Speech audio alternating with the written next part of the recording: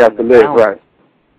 By having a balance, but asking questions. I think when we start to ask questions, it opens up many avenues in our lives with what is happening in the Gulf, what is happening to the middle class, how is it, how can we have a recovery when so much of our manufacturing has left and went overseas? I mean, who are the middle class? The middle class people are the people that, let's say, make $20,000 to $80,000 or even like $100,000, I would say now, and you know, they have factory jobs, they have sales jobs, they have telemarketer jobs, they have jobs that fulfill most of the population.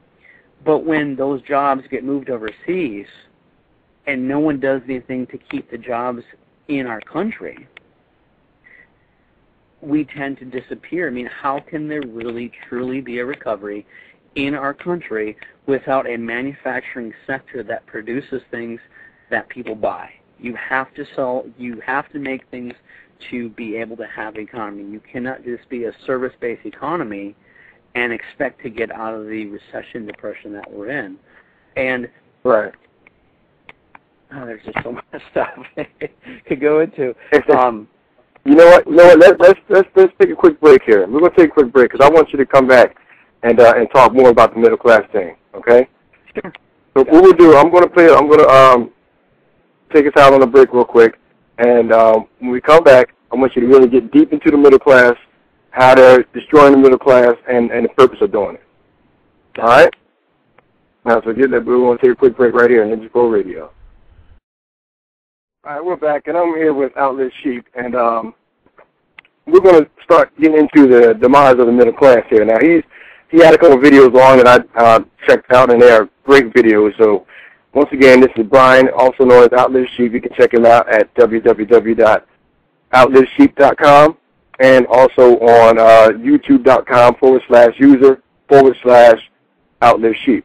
Check out his videos on YouTube and on his website. Great information for you guys to get into and to learn and be informed about everything that you need to be informed about. Because like we were talking about earlier, the mainstream media is not going to tell you everything. And the thing that I have a problem with, Brian, is there's a lot of people out here that are just too afraid to look and see what's going on. You can tell them, they might listen, but they don't want to go investigate for themselves because they don't want to find truth out for themselves. They'd rather put their head in the sand and just act like nothing's going on as long as it's not affecting them immediately. How do you feel about that? I agree with you 100%. You see it every day. I mean, people do not want to know what's happening. They would rather go to sleep and drink a beer and watch television than truly know what is going on.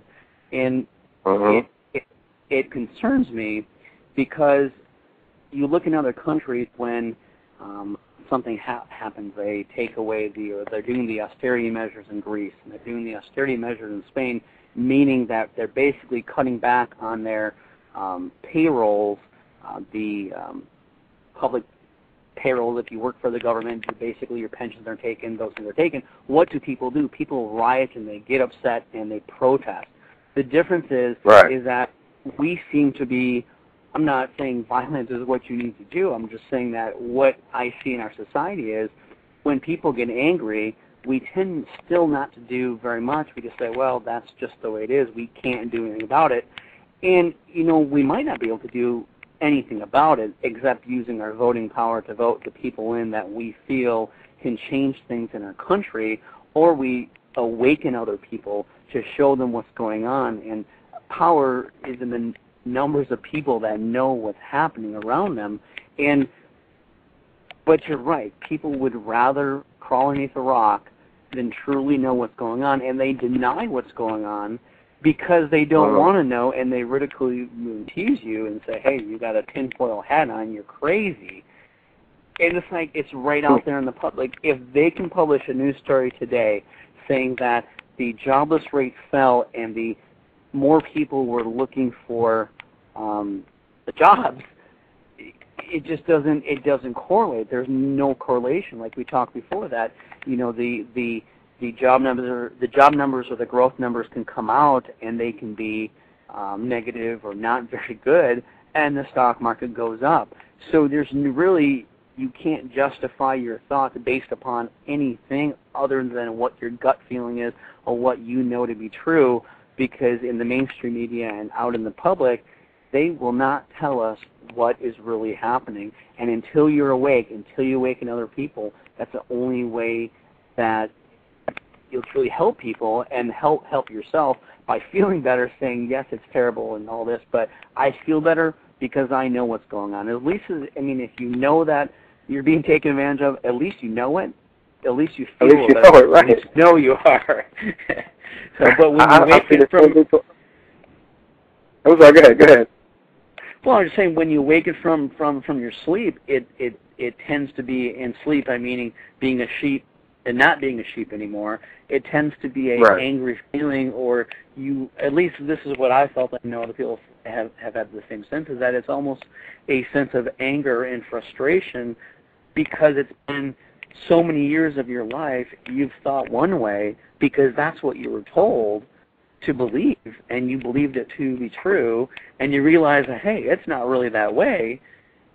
Right. And then you have a sense of anger, and you have to take that anger and not be angry more, but use it as a sense of empowerment to feel better about just knowing that you know, and knowing, okay, I need to be informed and vote the right people in, awaken other people, and prepare for what potentially could happen in the future. And I think those are the 3 points that every person needs to know.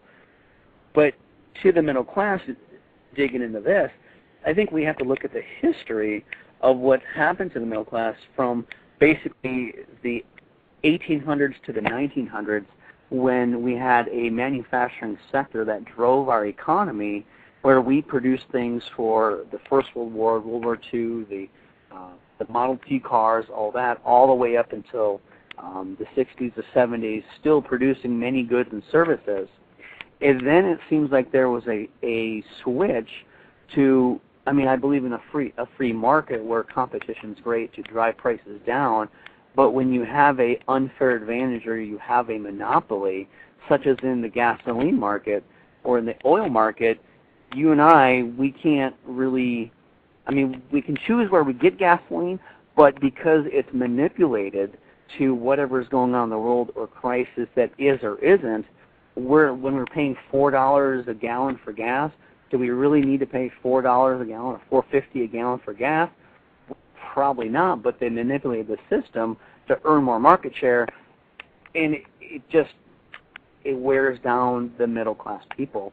And if we understand the manufacturing sector and the amount of jobs that have been lost, just the last manufacturing plant for vehicles or autos was shut down, I believe that was May 1st in California, where they don't make any more cars there. You know, these plants are shutting down over and over, and what our government or our administration is telling everyone, that we need clean energy. We need clean energy for clean jobs. And that's all said and good. But if any of you go and look at Spain and what they did the same thing. I think it was 5 or 10 years ago. They did the same thing where they wanted to have clean energy and clean jobs. Well, what happened to their economy? Well, we know what happened to their economy. They didn't produce very many goods and services.